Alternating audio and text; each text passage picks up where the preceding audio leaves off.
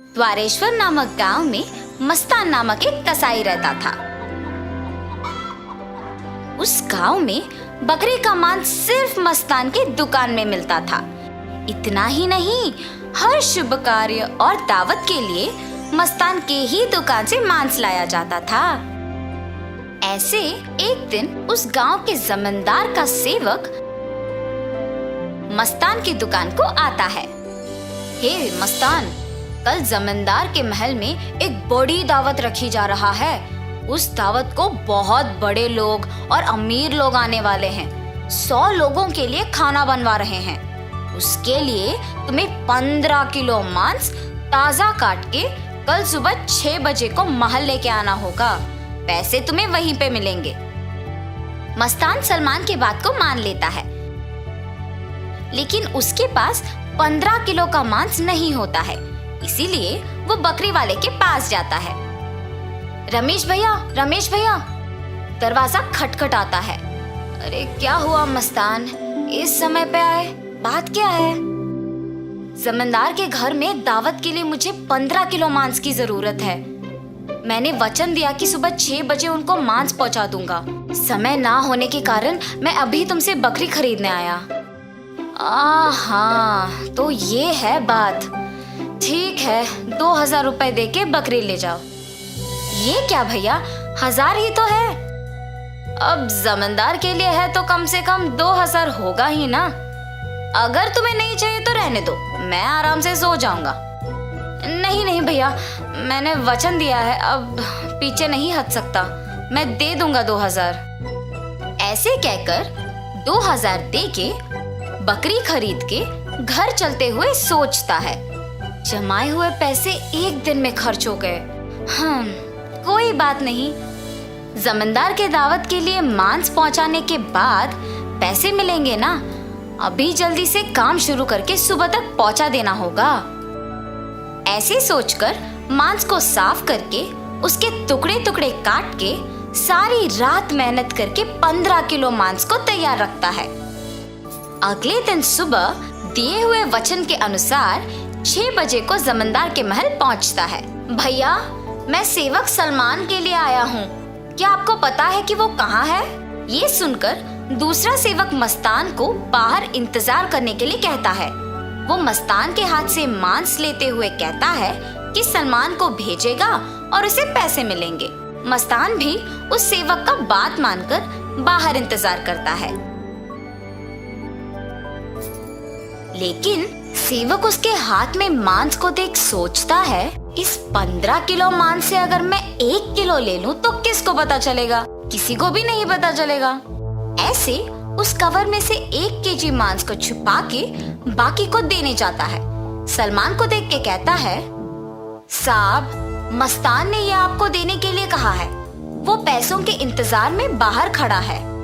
सलमान सेवक के हाथ से मांस लेके सीधा रसोई घर जाता है, ये जान के कि मस्तान बाहर पैसों का इंतजार कर रहा है। बावर्ची के पास जाकर सलमान कहता है, सारे व्यंजन स्वादिष्ट होनी चाहिए, ध्यान से पकाना। ऐसे कहकर चला जाता है। बावर्ची पकाते हुए, इतने मांस से अगर मैं 2 केजी ले लूं तो किसको शक होगा? किसी को भी नहीं होगा। ऐसे सोचकर मांस को छुपा के बाकी को पकाता है। दावत के व्यंजन की तैयारी के लिए जिम्मेदार किशन व्यंजनों का स्वाद चख के कुछ सेवकों की सहायता से उन सभी में से थोड़ा थोड़ा अपने लिए ले लेता है। आए हुए मेहमान सारे दावत की खाना शुरू करते हैं और जल्द ही आपस में बात करना शुरू कर देते हैं। ये क्या, इतना अमीर और सम्मानित आदमी, अच्छा नाम है इनका, मगर खाने में कमी क्यों? हाँ, अगर खाना कम ही पड़ना है तो ऐसी दावत की तैयारी भला क्यों करें? ऐसे सारे लोग खुसफुसाते हैं। ये सब सुन के जमींदार सहन नहीं कर पाते हैं। दावत के खत्म होने के बाद क्रोधित होके सारे लोगों को सभा में बुलाते हैं, खास करके दावत के लिए जिम्मेदार लोगों को, और उनको सवाल करना शुरू करते हैं। दावत की तैयारी के लिए जिम्मेदार किशन से पूछते हैं, दावत की जिम्मेदारी सौंपने पर तुम ये करोगे? सभी तैयारी किया मैंने, लेकिन व्यंजनों के लिए मात्रा पहले से ही कम पड़ गई थी प्रभु। मेरा इस बात से कोई लेना देना नहीं, आप बावर्ची से पूछिए प्रभु। ऐसे उसने अपनी किए को छुपाकर किसी और पे इल्जाम डाल देता है। तब बावर्ची छुपाए हुए 2 किलो मांस की बात को छुपा के कहता है कि दावत की सामग्री के लिए जिम्मेदार सलमान के पास इसका जवाब होगा। ऐसे उस बात से छुटकारा पाता है। सलमान भी औरों की तरह मांस के दिए गए 6,000 रुपयों को मस्तान को ना देकर अपने ही पास रख के, ये जानते हुए कि मस्तान पैसों का बाहर इंतजार कर रहा है, जमींदार से ये बात छुपाता है और कसाई मस्तान पे इल्जाम डाल देता है कि उसने मांस कम मात्रा में दी है। अभी जाके मैं उसका काम तमाम करता हूँ प्रभु, ऐसे कहता है। उसी सभा में मौजूद मस्तान उस इल्जाम का सहन नहीं कर पाता है। सभा में से जमींदार के सामने आके कहता है, जमींदार साहब, इस पूरे गांव में मैं अकेले कसाई हूँ। पिछले 10 साल से मैं ये व्यापार कर रहा हूँ और इतने साल से आपके घर में हर कार्य और हर दावत पे मैंने खुद मांस दी है, मगर कभी भी ऐसी मुसीबत नहीं आई। आपके घर में दावत का नाम सुनते ही 1000 की बकरी को 2000 में बेचते हैं। सुबह आके मैंने मांस को पहुंचा दिया और आपके सेवक सलमान ने मुझे मांस के पैसों के लिए सुबह से इंतजार करवाया। सलमान को मांस देने के बहाने से एक और सेवक मेरे हाथ से मांस लिया और मुझे बाहर इंतजार करने के लिए कह दिया और ये भी कहा कि वो सलमान को बुलाएगा। उसके बाद इनमें से कोई भी मेरे पास नहीं आया। कृपया मेरा यकीन कीजिए प्रभु, आप ही की दया से जी रहा हूँ। मस्तान, मुझे तुम्हारे बारे में पता है, तुम फिक्र मत करो।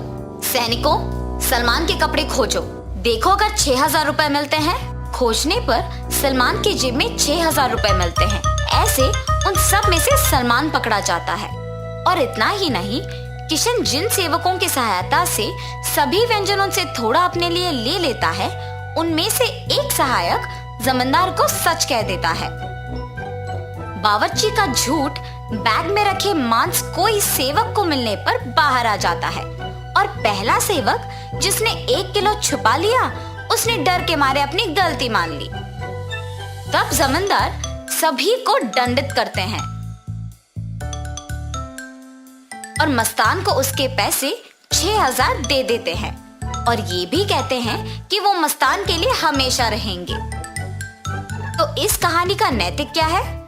गलती का सजा मिलेगी ही मिलेगी, इसीलिए ईमानदारी से जीना ही अच्छा है।